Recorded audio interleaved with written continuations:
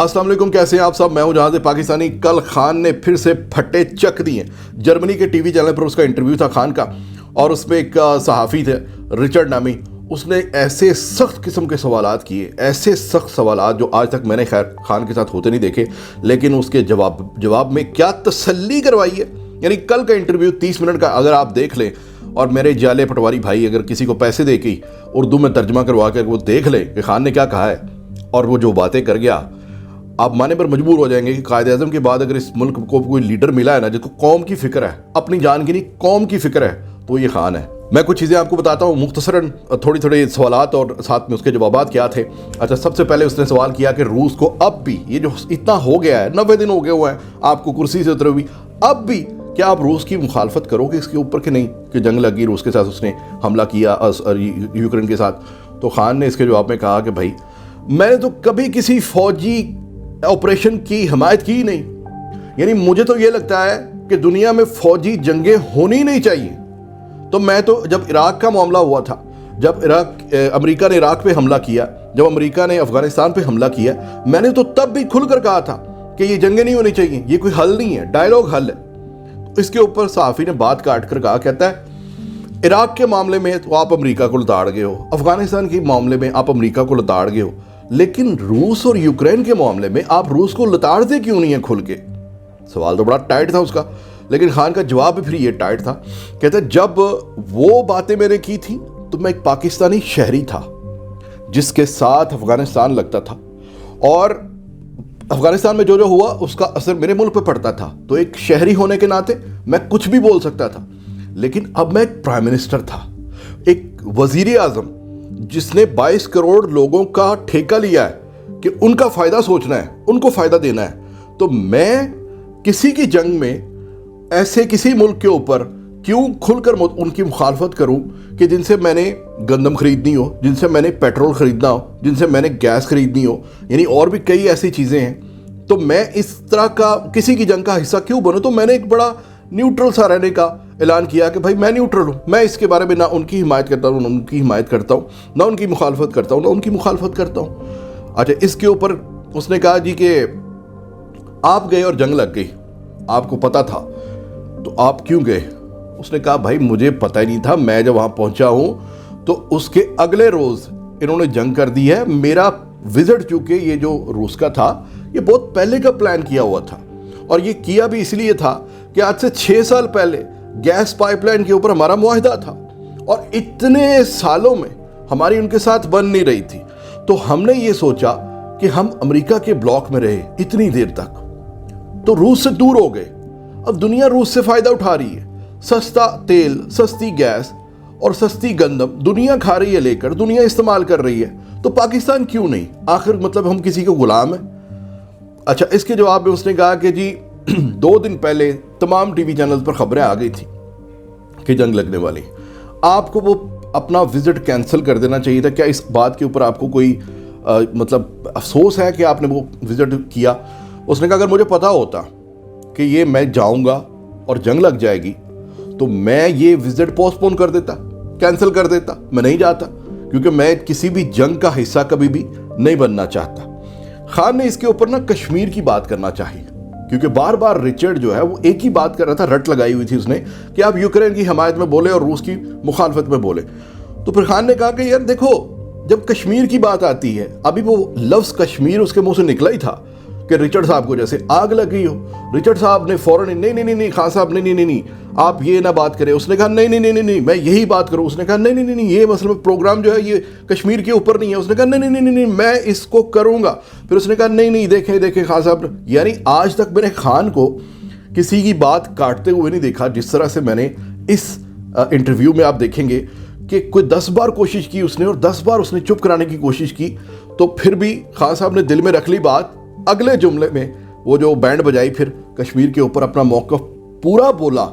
अच्छा, उसमें फिर ये चीन की बात करने लग गया। कहता है कि चीन जो है आपके साथ दोस्ती उसकी है, आप उसे रोल मॉडल के तौर पे कहते हैं कि जी चाइना एक रोल मॉडल है।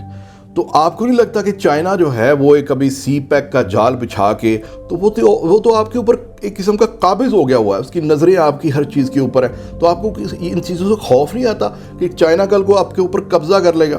تو خان صاحب نے کہا کہ ہم چائنا کے ساتھ شروع سے، چائنا ہمارا دوست ہے اور ہم نے کبھی بھی ایسا کچھ محسوس نہیں کیا، بلکہ ہماری دوستی جو ہے وہ اس کا معیار اور ہے۔ انہوں نے کبھی آج تک ہمیں کسی بات کے اوپر فورس نہیں کیا کہ آپ ہمارے دوست ہیں یا آپ نے ہم سے پیسے لیے ہیں تو آپ یہ کریں وہ کریں، ہمارے بہاف پہ ہماری ان کے ساتھ ہر قسم کی کوارڈینیشن ہے۔ تو میں اس لیے یہ سب جو ہے باتیں یہ آپ افواہیں ہیں، میں ان کے اوپر بلیو نہیں کرتا۔ اس کے اوپر فوری طور پر اس نے کہا نہیں چین میں دیکھیں نا مسلمانوں کے ساتھ کیا ہو رہا ہے، مسٹر رچرڈ نے کہا کہ چین میں دیکھیں مسلمانوں کے ساتھ کیا ہو رہا ہے۔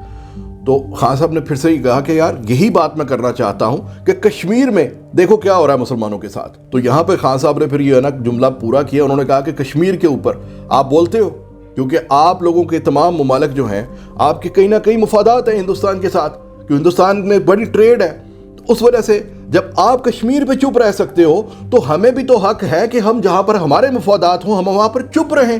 تو یہی بات ہم کر رہے ہیں کہ اگر آپ کشمیر پہ خاموش ہیں، اگر آپ فلسطین پہ خاموش ہیں، تو پھر ہم بھی یوکرین پہ خاموش تو رہ سکتے ہیں، ہمیں حق کیا پورا؟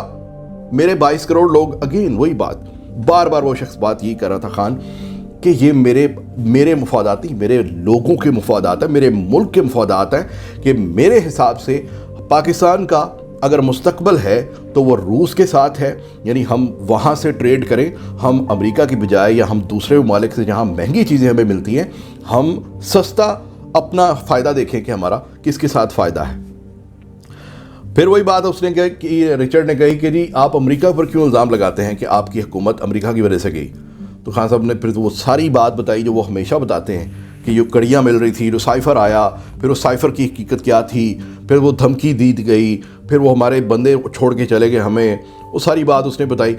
یہ بات بھی اس نے پوری نہیں ہونے دی اور کاٹ کے اس نے کہا، کہتا ہے میرے خیال سے تو مجھے یہ لگتا ہے، یعنی ہمیں یہ لگتا ہے باہر بیٹھی دنیا کو، کہ آپ کا اسٹیبلشمنٹ کے ساتھ کوئی لفڑا ہے، کوئی مسئلہ ہو گیا اور ان کے ساتھ آپ کی انڈرسٹینڈنگ ایک تھی وہ ختم ہو گئی، انہوں نے آپ کو نکال دیا ہے، کیا آپ کو نہیں لگتا؟ تو خان نے اس بات کا جواب جو ہے نا وہ گھما دیا، یہ بات گھما دی اور واپس وہی بات کنٹینیو کر دی جو وہ کر رہے تھے۔ دوبارہ اس نے یہ بات کی، اس نے کہا آپ کو نہیں لگتا پاکستان میں فوج زیادہ طاقتور ہے اور اسٹیبلشمنٹ کی زیادہ طاقت ہونے کی وجہ سے یہ معاملات اس طرح کے ہوتے ہیں، تو آپ کو سرٹنلی امریکہ نے نہیں آپ کی فوج نے ہٹایا۔ یعنی وہ چاہ رہا تھا کہ خان صاحب اپنے ہمارے اس انٹرنیشنل ٹی وی پہ بیٹھ کے اپنی فوج کے بارے میں کوئی اگریسو بات کر دیں۔ خان صاحب نے اس کے اوپر بھی بالکل نارمل سا وہ جو ہے نا جیسے ٹرن لیا جاتا ہے کہ نہیں یار اس بات کو ایسے نہیں ایسے کرو، تو وہ کہتا ہے کہ آپ ڈرتے ہیں، کیا آپ فوج کا نام لیتے ہوئے یا سپہ سالار کا نام لیتے ہوئے یا آپ اسٹیبلشمنٹ کا نام لیتے ہوئے کیا آپ ڈرتے ہیں؟ اس کے جواب میں خان نے کہا کہ دیکھو رچرڈ، میرے ملک کو ایک طاقتور فوج کی ضرورت ہے، ایک طاقتور آرمی میرے ملک کی اہم ضرورت ہے۔ یہ وجہ ہے کہ ہم یہ چیزیں نہیں کرتے، کیونکہ جب ہم اپنی فوج کو کمزور کریں گے تو ہم اپنے ملک کو کمزور کریں گے۔ یہ بات جو آخر میں یہ جو تھی نا، یہ انٹرویو کے آخری مراحل تھے، اس بات پہ میری آنکھیں نم ہوئی تھیں کہ یار یہ کیسا شخص ہے۔ کیا آپ امیجن کر سکتے ہیں کہ یہ بات اس طرح سے اپنی فوج کے ساتھ محبت یا اپنی فوج کی جو ایک ضرورت ہے اس ملک کی، ایک طاقتور فوج جو ضرورت ہے اس ملک کی، کیا اس چیز کو نواز شریف کر سکتا ہے، شہباز شریف کر سکتا ہے، مریم کر سکتی ہیں، بلاول کر سکتا ہے، زرداری کر سکتا ہے، مولانا کر سکتے ہیں؟ بلکہ یہ تو نام لے لے کر ہر جگہ پر سپیکروں کے اوپر، لاؤڈ سپیکروں کے اوپر یہ نعرے مارتے رہے ہیں ان کے خلاف، نام لے لے کر، ہمارے اداروں کے سربراہان کا نام لے لے کر، جس کی میں ہمیشہ سے مخالفت کرتا ہوں کہ ایسا نہیں ہونا چاہیے، کیونکہ ہماری فوج کا مورال جو ہے وہ اپنے سپہ سالار پہ ہوتا ہے۔ جو بھی ہو رہا ہے اس کی کوئی نہ کوئی وجہ ہوگی، وہ وجہ ختم ہوگی تو یہ معاملہ صحیح ہو جائیں گے۔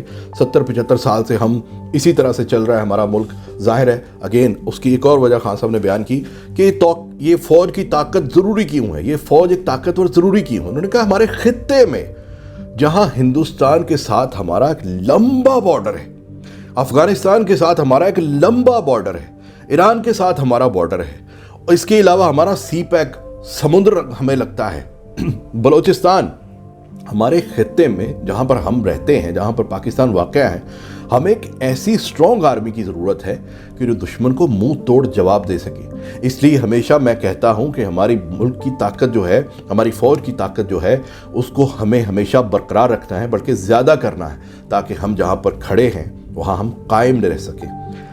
पॉइंट ये है दोस्तों कि आज भी इस इंटरव्यू में और भी कुछ बातें मैं मिस कर भी गया होऊंगा। बहुत ऐसे पॉइंट्स हैं कि जहाँ पर आप अगर देखेंगे the way he was answering mister Richard, जिस तरह से जवाब दे रहा था वो खान साहब दे रहे थे मिस्टर रिचर्ड को, तो मिस्टर रिचर्ड भी समझ गया होगा कोई किससे बात कर रहा है। वो एक लीडर से बात कर रहा है, वो किसी इंडिविजुअल से बात नहीं कर रहा, किसी फॉर्मल पॉलिटिशियन से बात नहीं कर रहा कि यार हाँ ये एक आम सियासतदान है। नहीं, वो एक लीडर है और उसने साबित किया है खान साहब ने कि इस मुल्क के लिए वो अपनी जान को दांव पे लगा के बैठे हुए हैं। बाकी फिर मैं गुजारिश करूंगा एंड पे कि आप इंटरव्यू खुद ज़रूर देखें, अपने बच्चों से, अपने भाई से, दोस्तों से, किसी से भी उसके तर्जमा करवा लें, उनसे कहें यार मुझे साथ साथ बताते जाओ कि खान साहब उसका जवाब क्या दे रहे हैं।